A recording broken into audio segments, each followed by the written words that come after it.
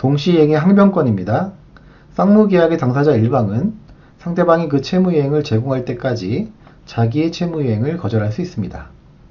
쌍무계약은 당사자가 모두 의무를 부담하는 계약이잖아요. 따라서 일방이 채무이행을 제공할 때까지 상대방도 채무이행을 거절할 수 있는 거죠. 이게 바로 동시이행의 항변권이에요. 그러나 상대방의 채무가 변제기에 있지 아니한 때에는 그러하지 아니하다. 즉 동시이행의 항변권은 상대방의 채무가 변제기에 있을 때만 인정되는 권능이에요. 변제기가 아니면은 인정되지 않는 거죠. 그리고 당사자 일방이 상대방에게 먼저 이행해야 할 경우에, 즉 선이행 의무가 있는 경우에 상대방의 이행이 곤란할 현저한 사유가 있는 때에는 자신의 채무 이행을 거절할 수 있다. 원칙적으로 선이행 의무자에게는 동시이행의 항변권이 인정되지 않죠. 선이행해야 되니까.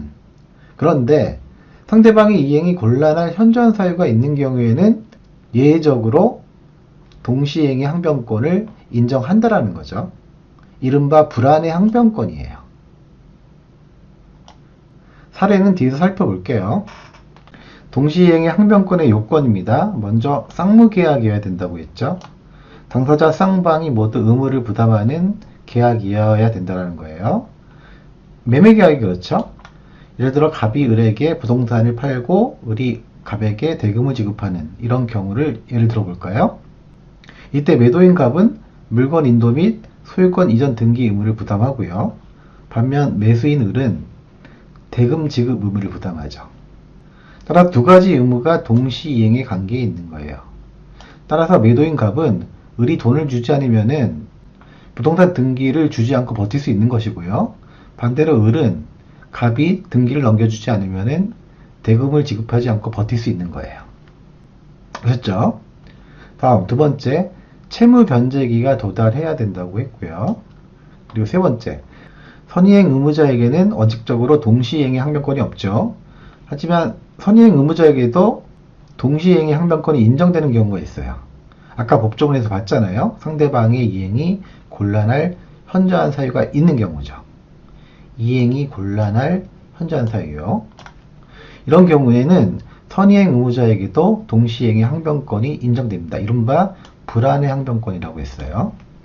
어떤 경우냐면은 을이 갑에게 중도금을 지급하는 경우예요.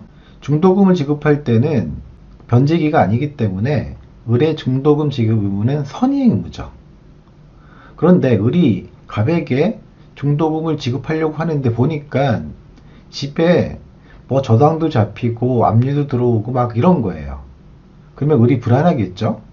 이때 을은 불안의 항변권을 주장하면서 갑에게 등기부 등본에 들어와 있는 저당 뭐 압류 이런 것들 다 해결하고 등기부 등본 깨끗하게 만든 다음에 나한테 넘기지 않으면 중도금 지급하지 않겠다라고 주장할 수 있는 거죠. 아셨죠? 원칙적으로는 선이행 의무자에게 동시이행의 항변권이 인정되지 않는데 이렇게 불안한 경우, 상대방이 이행이 곤란할 현저한 사유가 있는 경우에는 예외적으로 동시이행의 항변권이 인정되는 거예요. 네 번째, 쌍방이 모두 채무를 이행하지 않은 상태여야 되는 거죠. 일방이 채무를 이행해버리면은 상대방은 동시이행의 항변권을 주장할 수 없잖아요. 그냥 상대방이 이행했으니까 나도 이행할 수밖에 없는 거예요. 그리고 채무의 이행을 1회 또는 일시적으로 제공하면은 상대방의 항변권은 소멸하지 않아요. 채무의 이행은 계속 제공해야 돼요. 이게 중요하죠. 계속 제공해야 돼요. 계속 제공되어야지 상대방은 항변권을 상실하고 시행이체에 빠져버리게 됩니다. 동시이행의 항변권의 효력입니다. 먼저 동시이행의 항변권은 상대방이 채무를 이행할 때까지 자신의 채무이행을 연기 또는 거절할 수 있는 권리죠. 따라서 연기할 수 있는 항변권이지 영구적으로 항변할 수 있는 권리는 아니에요. 두 번째, 동시이행의 항변권을 가지면 이행지체로 인한 책임을 부담하지 않아요. 이른바 이행지체 책임의 면제는 동시이행의 항변권의 아주 본질적인 효과입니다. 그리고 세 번째, 동시이행의 항변권이 붙은 채권을 자동채권으로 상기하면 안 돼요. 예를 들어서 갑이 을에게 부동산에 대한 대금 지급 채권을 갖고 있잖아요. 그런데 을도 옛날에 갑한테 돈을 빌려줘가지고 대여금 채권을 갖고 있는 거예요. 같은 금액에. 이럴 경우 두 가지 채권을 상계하면 안 된다는 거예요.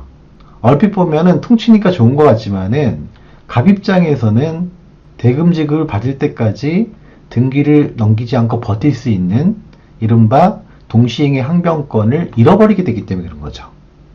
아셨죠? 동시행의 항변권이 소멸해버리기 때문에 자동채권으로 상계하면 안 된다는 거예요. 꼭 기억하세요. 그리고 네 번째, 동시행의 항변권을 행사해도 채권의 소멸 시효는 중단되지 않고 진행됩니다. 왜냐하면 동시행의 항변권은 적극적인 권리가 아니잖아요. 상대방이 이행하지 않으면 나도 이행하지 않고 버틴다라는 그런 소극적인 권리이기 때문에 소멸 시효가 중단되지 않고 진행됩니다. 그리고 다섯 번째, 동시행의 항변권 행사로 물건을 점유한 경우 불법 점유는 아니죠. 정당하게 항변권을 행사해서 점유하고 있는 것이기 때문에. 하지만 부당이득은 반환해야 돼요. 예를 들어서 임대차 기간이 끝났는데 주인이 보증금을 주지 않는 거예요. 이때 임차인은 계속 점유를 하면서 살아도 불법은 아니지만 월세는 내야 된다는 거죠. 아셨죠? 마지막으로 동시행의 항변권을 배제하는 특약은 유효합니다. 동시행의 항변권 배제하는 특약 가능한 거예요. 임대인 갑은 임차인 을에게 임대차 기간의 만료와 동시에 임대주택의 명도를 요구하고 있다. 다음 중 틀린 것은? 1번 갑이 보증금 채무를 이행 제공하지 않는 한 을은 주택의 명도를 거절할 수 있다. 그쵸? 임대인 갑의 보증금 반환 의무는 임차인 을의 주택 명도 의무와 동시이행에 관계에 있잖아요. 2번 을이 동시행 항변권에 기하여 주택을 사용 수익하는 경우 갑은 을에게 불법 점유를 이유로 손해배상 책임을 물을 수 없다. 그쵸? 임대인 갑이 보증금을 안 준 경우잖아요. 그래서 임차인 을이 동시행 항변권에 기해서 주택을 계속 사용 수익하는 경우 이건 불법 점유가 아니잖아요. 불법 점유가 아니기 때문에 손해배상 책임을 물을 수 없다. 맞죠? 3번 을이 동시행 항변권에 기하여 주택을 사용 수익하더라도 그로 인하여 실질적으로 얻은 이득이 있으면 부당이득으로 갑에게 반환해야 한다. 그쵸? 주택을 계속 사용 수익하면은 월세 계속 내야 된다고 했죠. 맞아요. 4번 갑이 보증금 채무를 이행 제공하였음에도 을이 주택을 명도하지 않은 경우 갑이 그 후 보증금 채무의 이행 제공 없이 명도 청구를 하더라도 을은 동시행 항변권을 행사할 수 있다.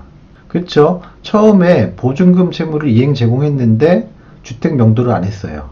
이 경우에 갑은 계속해가지고 이행 제공을 해야 돼요. 이렇게 보증금 채무의 이행 제공을 하지 않으면은 을의 동시행 항변권이 소멸하지 않아요. 따라서 이행 제공 없이 명도 청구를 하면은 임차인 을이 동시 이행 항변권을 계속 행사할 수 있는 겁니다. 따라서 맞는 질문이죠. 5번 을이 갑에게 변제기가 도래한 대여금 채무를 지고 있다면 을은 갑에 대한 보증금 채권을 자동채권으로 하여 갑의 을에 대한 대여금 채권과 상기할 수 있다. 상기할 수 없다고 했잖아요. 동시행의 항변권에서 자동채권 나오면 상기할 수 없다가 답인 거예요. 상기할 수 있다라고 되어 있기 때문에 틀렸고 5번이 답이죠. 동시행의 항변권이 인정되는 경우와 인정되지 않는 경우를 구분하는 문제는 우리 시험에서 거의 매해 출제되는 아주 중요한 내용입니다. 따라서 반드시 숙지하셔야 돼요. 먼저 동시행의 항변권이 인정되는 경우입니다. 그런데 읽어보시면 쉽게 이해가 가실 거예요. 두 가지만 체크해 볼게요. 먼저 채무자의 채무 변제와 채권자의 영수증 교부입니다. 이 두 가지 의무는 동시이행에 관계 있어요. 보통 채무 변제는 선의행 의무잖아요. 따라서 혼동하기 쉬운 거죠. 채무 변제는 채권자의 영수증 교부 의무와는 동시이행에 관계 있는 겁니다. 기억하세요. 그리고 이것도 잘 나오죠. 구분소유적 공유관계의 해소를 위해서 공유지분권자 상호 간의 지분이전 등기 의무. 지분이전 등기 의무도 동시이행에 관계에 있어요. 따라서 동시이행의 항변권이 인정되는 경우죠. 다음은 동시이행의 항변권이 인정되지 않는 경우죠. 사실 이게 더 중요해요. 살펴보면은 저당권 설정자의 채무 변제와 저당권자의 저당권 등기 말소 의무. 당연히 채무 변제가 선이행되어야겠죠. 채무를 변제해야지 은행에서 저당권 등기를 말소해 주잖아요. 두 번째는 이 경우 임차인이 법원의 명령을 받아가지고 임차권 등기를 한 경우죠. 이 경우에 임대인의 보증금 반환 의무와 임차인의 임차권 등기 말소 의무는 동시 이행에 관계에 있는 게 아니에요. 임대인이 보증금을 먼저 반환을 해야지 돼요. 임대인의 보증금 반환 의무가 선이행 의무인 거죠. 그리고 임대인의 권리금 회수 방해로 인한 손해배상 의무와 임차인의 임차 목적물 반환 의무는 당연히 동시 이행의 관계가 아니고요. 그리고 매도인의 토지거래 허가를 위한 협력 의무와 매수인의 대금 지급 의무도 동시 이행의 관계가 아니에요. 오히려 협력 의무가 선이행 의무죠. 그리고 경매가 무효가 됐을 경우 매수인의 소유권 이전 등기 말소 의무와 근저당권자의 부당이득 반환 의무도 마찬가지로 동시 이행의 관계에 있지 않아요. 즉, 매수인의 소유권 이전 등기 말소 의무는 채무자, 원래의 소유자였던 채무자에 대한 의무예요. 그리고 근저당권자의 부당이득 반환 의무. 은행이 낙찰대금을 받았잖아요. 근데 돌려줘야 되잖아요. 근데 돌려줘야 될 상대방은 낙찰자잖아요. 낙찰자 매수인이죠. 따라서 당사자가 달라요. 다르기 때문에 동시행의 항변권이 인정되지 않습니다.